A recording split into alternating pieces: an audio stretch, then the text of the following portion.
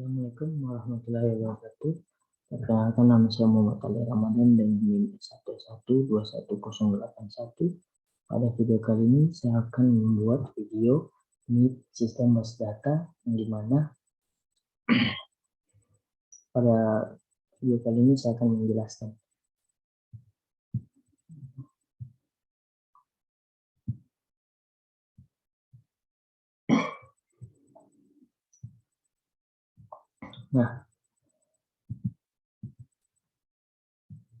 di sini sistem base data. Nama Muhammad Ali Ramadan, NIM S11211081, jurusan Teknik Informatika.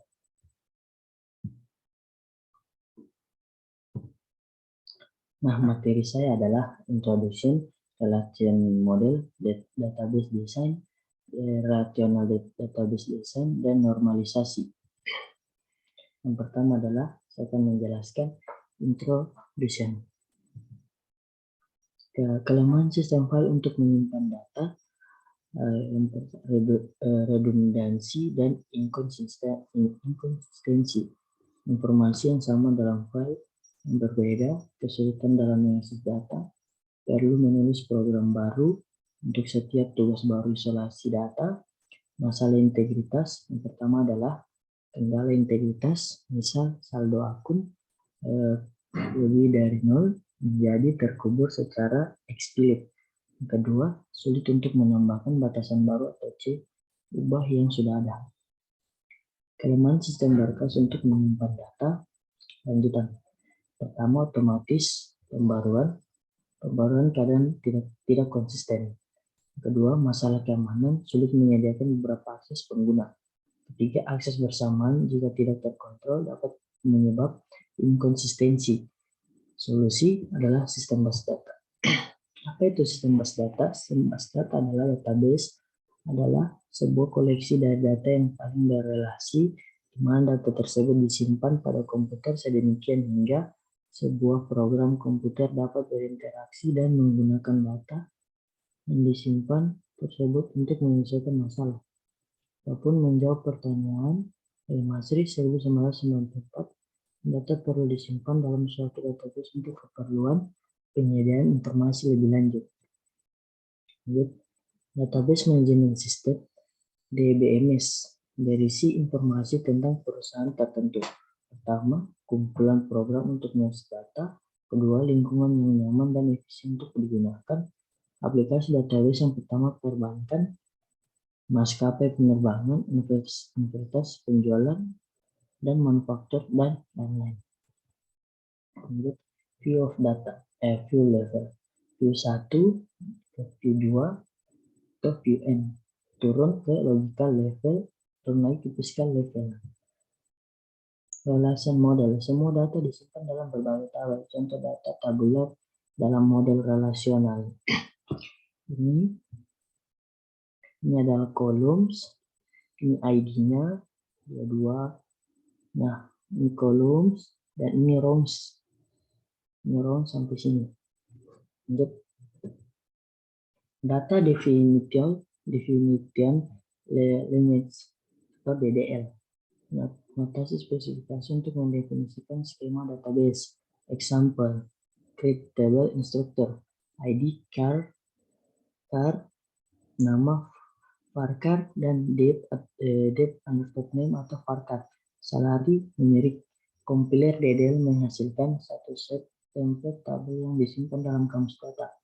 Kamus data berisi mendata, metadata, atau yaitu data tentang data, skema, base data, kendala integritas, kunci utama atau ID secara unik mengidentifikasi struktur, utama otorisasi siapa yang dapat mengakses data, manipulation, lineage, DML. Bahasa untuk mengakses dan memanipulasi data yang terorganisasi dengan model data yang sesuai. DML juga dikenal sebagai bahasa query. 2 kelas bahasa. 3 murni atau digunakan untuk membuktikan properti tentang komputasi daya dan untuk pengoptimalan. Pertama, aljabar relasional. kalkulus relasional tuple, dan kalkulus relasional domain. Yang ketiga, komersial digunakan dalam sistem komersial. SQL adalah bahasa komersial yang paling banyak digunakan. SQL, bahasa komersial yang paling banyak digunakan. SQL bukan bahasa yang setara dengan mesin Turing untuk dapat menghitung fungsi kompleks. SQL biasanya tertanam dalam beberapa bahasa tingkat yang lebih tinggi. Program aplikasi umumnya mengakses database melalui salah satu dari: pertama, ekstensi bahasa untuk memungkinkan SQL tersemat; dua, antarmuka program aplikasi atau MIS, ODBC atau JDBC yang memungkinkan query SQL untuk dikirim ke database. Materi kedua, saya akan lanjut, adalah relational model. Apa itu relational model? Model data relasional adalah suatu model basis data yang menggunakan tabel dua dimensi yang terdiri atas baris dan kolom untuk menggambarkan sebuah berkas data. Nah, di sini adalah example of relation. Ini adalah atributnya, ID, name, date name, dan salary. Ini adalah tugas or rows. Nah, lanjut, atribut type. Himpunan nilai yang diperbolehkan untuk setiap atribut disebut domain dari atribut. Nilai atribut biasanya harus atomik, itu adalah tak terpisahkan. Nilai khusus 0 adalah anggota dari setiap domain, diindikasikan bahwa nilai tidak diketahui. Nilai 0 menyebabkan komplikasi dalam definisi banyak operasi.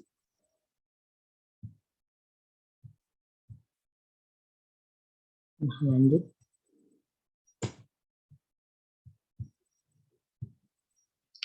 Itu case. Case dapat dipahami sebagai tanda pengenal untuk mengidentifikasikan sebuah baris di dalam tabel. Artinya, masing-masing baris data pasti dan harus memiliki tanda pengenalnya sendiri. Key dapat diibaratkan seperti nomor induk kependidikan atau NIP. Untuk masyarakat Indonesia atau nomor induk mahasiswa NIM. Untuk para mahasiswa selain itu, key juga berperan sebagai penghubung antar tabel. Lanjut, jenis-jenis key. Primary key, tanda pengenal yang ditetapkan untuk suatu tabel. Orange, 2, orange key, untuk menjalankan fungsi kedua dari key dalam database, yakin sebagai penghubung antar tabel. Ini adalah tabelnya. Tabel mahasiswa, NIM, nama lengkap dan jurusan. Tabel siswa, NIS, atau NISN biasa yang dipakai oleh siswa, nama lengkap, NIS kelamin, dan tabel kelas. Nah, ini adalah skema untuk membuat database-nya. Siswa, membimbing, guru, prestasi, mengikuti, dan lomba. Sini kita masukkan ID atau siswa, integral nama, VK, NIS, VERCHAR, dan tanggal atau lahir, date, kelas VERCHAR 45. Dan begitu pun selanjutnya. Nah, relational query language.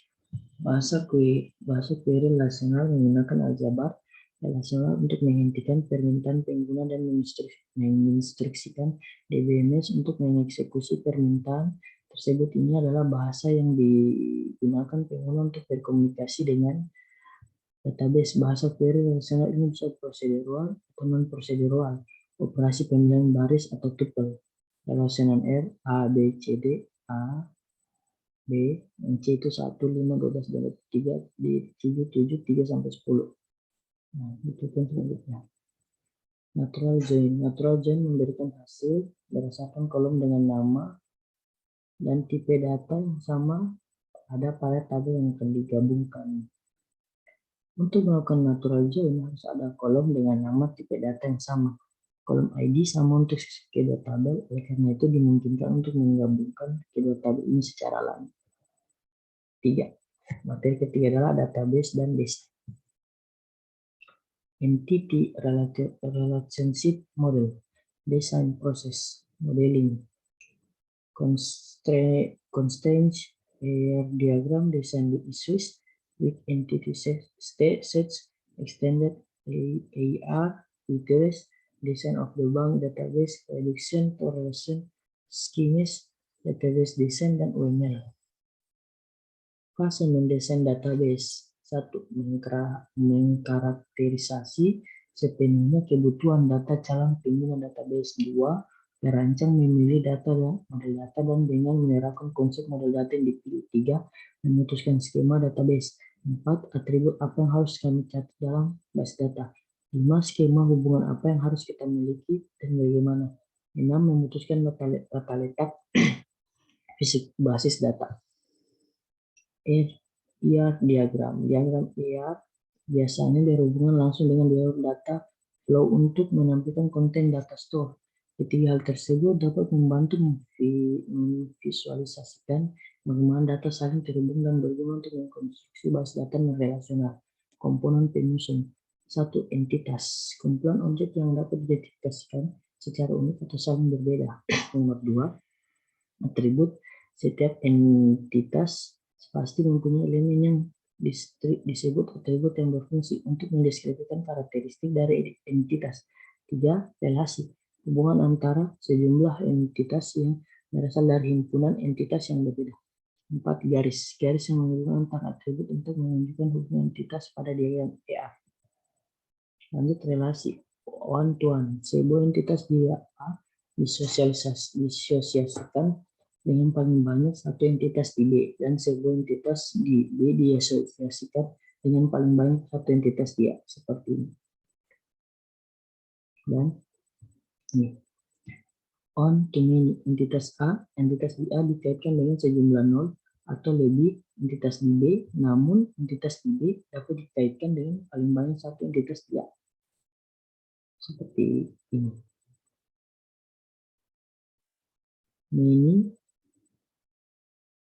Many to one. Entitas di A diasosiasikan dengan paling banyak satu entitas di B, namun entitas di B dapat diasosiasikan dengan sejumlah atau nol atau lebih entitas di A. Many to many, suatu entitas di A dikaitkan dengan sejumlah atau nol atau lebih entitas di B, dan entitas di B dikaitkan dengan sejumlah atau nol atau lebih entitas di A. Ini relation set advisor. Ini adalah instruktur dan ini adalah student. Lanjut ER diagram. Ini adalah operasi SID, syscode, dan sort order. Turun ke produk name, produk ID, dokter data. Turun ke produk kategori ID. Ini produk, lari ke produk color ID, dan turun ke color ID, color code, dan color name. Kategori ID, range kategori, dan kategori name. Lanjut adalah materi keempat adalah relational database design. Apa itu relational database? Sebuah database relasional mengatur data dalam tabel atau relasi. Sebuah tabel terdiri dari baris dan kolom. Baris juga disebut record atau tuple. Kolom juga disebut bidang atau atribut. Desain base data lebih merupakan seni daripada sains, karena Anda harus membuat banyak keputusan atau database biasanya disesuaikan agar sesuai dengan aplikasi tertentu.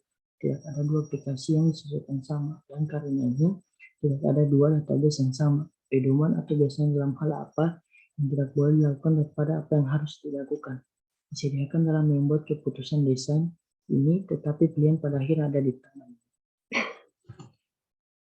Langkah-langkah yaitu: 1. Tentukan tujuan database analisis kebutuhan. 2. Kumpulkan data dalam tabel dan tentukan kunci utama. Buat hubungan antar tabel. Dan 4. Sempurnakan dan normalisasikan desain. Untuk kasus base data perhotelan, entitas dan atribut.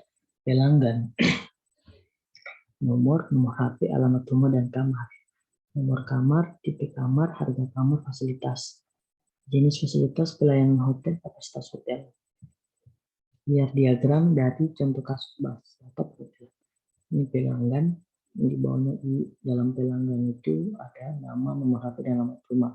Seperti yang saya jelaskan tadi, dan kamar, nomor kamar, tipe kamar, harga kamar, fasilitas, jenis fasilitas, pelayanan hotel, dan kapasitas hotel. Ini adalah contoh kasus base data perhotelan ER diagram. Sini kita sudah membuat yaitu pelanggan, nomor HP integralnya, ini adalah voucher, ini adalah teksnya, dan kamar, nomor kamar integral. Nomor kamar itu integral, tipe kamar voucher, dan harga kamar integral. kamar, nomor integral, fasilitas integral, dan sarana VARCHAR itu 45. Jenis fasilitas integral, peran hotel VARCHAR, kapasitas hotel integral, pelangganan, nomor HP integral. Inilah materi kelima, normalisasi. Yaitu normalisasi. Normalisasi merupakan sebuah teknik logikal desain dalam sebuah base data yang mengelompokkan atribut dari berbagai entitas dalam suatu relasi sehingga membentuk struktur relasi yang baik atau tanpa redundansi atau pengulangan data, serta sebagian besar ambiguity bisa dihilangkan. Normalisasi database adalah proses pengelompokan atribut data yang membentuk entitas sederhana yang redundant atau fleksibel dan mudah beradaptasi sehingga dapat dipastikan bahwa database yang dibuat berkualitas baik. Normalisasi database terdiri dari banyak bentuk dalam ilmu base data, terus ada setidaknya 9 bentuk normalisasi yang ada, yaitu 1NF, 2NF, dan 3NF, EKNF, BCNF, 4NF, 5NF, DKNF, dan 6NF. Tahapan normalisasi: 1. Bentuk tidak normal, 2. 1NF atau kurs normal, 3. 2NF, dan 4. 3NF. Penjelasan bentuk tidak normal. Bentuk tidak normalized merupakan kumpulan data yang direkam tidak ada berurusan dengan mengikuti suatu format tertentu.